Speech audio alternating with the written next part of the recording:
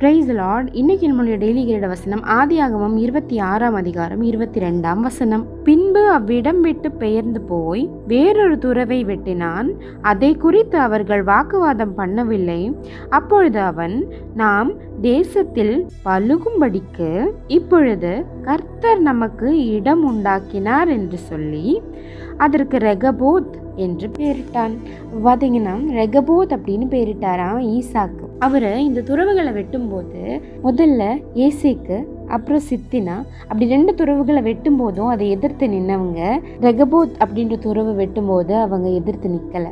ஏன்னா அந்த நேரத்தில் ஆண்டவர் அவர் ஆசீர்வதித்தார். அது மட்டும் இல்லாமல் அந்த முதல்ல வெட்டின 2 துறவோட நேரத்துலையும் அதை வெட்டி முடிச்சு தண்ணீர் கிடைப்பதற்கான அந்த நேரத்தில் என்ன பண்ணிட்டாங்க, இது எங்களுடைய இடம் எங்களுடைய இடம்னு சண்டை போடுறதுக்கெல்லாம் வந்தாங்க. ஆனால் அந்த இடத்துல எல்லாம் அவங்கள எதிர்த்து பேசாமல் அவங்களோட சண்டை போடாமல் அவர் விலகி தான் போனார். பிரச்சனைகளை பார்த்து விலகி போகிறவங்க கோலை அப்படின்னு சொல்ல முடியாது. ஏன்னா அவங்களுக்கு ரெஹபோத் அப்படின்ற ஆசீர்வாதம் கிடைச்சிச்சு. அதே மாதிரி நம்ம வாழ்க்கையில நிறைய பேர் பிரச்சனை பண்ண வரலாம், நிறைய காரியங்கள்ல பிரச்சனை உண்டாகலாம். ஆனாலும் தேவனாவியானவர் நம்ம கூட இருக்கிறார். எல்லா பிரச்சனைகள்லையும் நம்மளுடைய அபிப்பிராயங்களை சொல்லாம, இல்லைன்னா நம்மளுடைய எதிர்ப்பு இல்லைன்னா விருப்பம் அப்படின்றத விட, இல்லை நம்மளை யாராவது ஒரு குத்தம் சொல்றாங்க இல்லைன்னா ஏதாவது சொல்லும்போது அந்த இடத்துல நம்ம பொறுமையா இருந்து அந்த மனிதர்களை விட்டு நம்ம விலகும் போது கண்டிப்பாக கர்த்தர் என்ன பண்ணுவார், நம்மளை ரெகபோத் அப்படின்ற துறவால் ஆசீர்வதிப்பார்.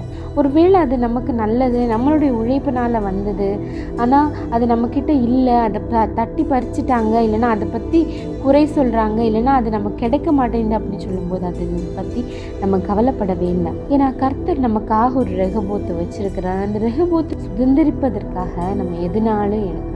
கர்த்தர் நமக்காக செய்யும். இந்த நாள்லையும் கூட ஆண்டவர்கிட்ட ஒரு விஷயம் கேட்போம். ஆண்டவரே, கஷ்டப்பட்டு உழைச்சி இல்லைன்னா எங்களுடைய திறமையினால இல்லைன்னா நாங்கள் கஷ்டப்பட்டதுனால கர்த்தாவே நீர் எங்களுக்கு ஏசேக்கு சித்தினான்ற ஆசீர்வாதத்தை தந்தீர். ஆனாலும் அது நிறைய பேர் தட்டி பறிக்கும் போதும் கர்த்தாவே ஒரு ரெஹபோத் அப்படின்னு ஒரு ஆசீர்வாதத்தை நீர் வைத்திருக்கிறீர் அப்படின்னு நாங்கள் அவங்களுக்கு விட்டு கொடுக்குறோம் ராஜா. ரெஹபோத்தை நீர் எங்களுக்கு தரப்போவதற்காக நன்றி ஆண்டவரே. ஒரு ஏசேக்கு நாங்கள் இழந்து போனாலும், ஒரு சித்தினாவை நாங்கள் இழந்து போனாலும் கர்த்தாவே ஒரு ரெஹபோத்தை நீர் கண்டிப்பாக எங்களுடைய வாழ்க்கையில் தருவீர் நாங்கள் விசுவாசிக்கிறோம்ப்பா. நாங்களும் குறை உள்ளவர்கள் ராஜா. ஆண்டவரே, உம்முடைய கிருபை கண்டிப்பாக எங்களுடைய வாழ்க்கையில் ஆண்டவரே ஒரு ரெஹபோத்தை தரும் என்று நாங்கள் விசுவாசிக்கிறோம் ராஜா. இந்த நாளில் ஆண்டவரே எங்களிடமிருந்து பறிக்கப்பட்டதை பற்றி நாங்கள் கவலைப்படாமல் ஆண்டவரே, இதோ இந்த நாளில் ஆண்டவரே ரெஹபோத்துக்காக நாங்கள் காத்திருக்கிறோம் ஆண்டவரே. நீர் கட்டளையிடும் கர்த்தாவே, இந்த நிமிஷமே கட்டளையிட போகிறதற்காக நன்றி கர்த்தாவே. அப்பா, எங்களை மன்னிங்க. நாங்கள் ஏசேக்குக்காக சித்தினாக்காக போராடி இருந்தாலும், ஏசேக்குக்காக சித்தினாக்காக தேவையில்லாதவைகளை செய்திருந்தாலோ தேவையில்லாதவைகளை பேசியிருந்தாலோ மன்னிங்க ராஜா. ஒரு ரெஹபோத்துக்காக இந்த நாள் முதல் காக்கிறோம் ராஜா. ஆண்டவரே, எங்களிடமிருந்து பறிக்கப்பட்ட அந்த ஏசேக்கு சித்தினாவை கர்த்தாவே நாங்கள் முழு மனதார விட்டு கொடுக்கிறோம் ராஜா.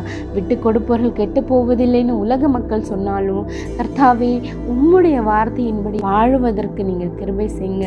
எவ்வளோ வாழ்ந்தாலும் அவ்வளோவாய் பரிசுத்தர்களாக முடியாது.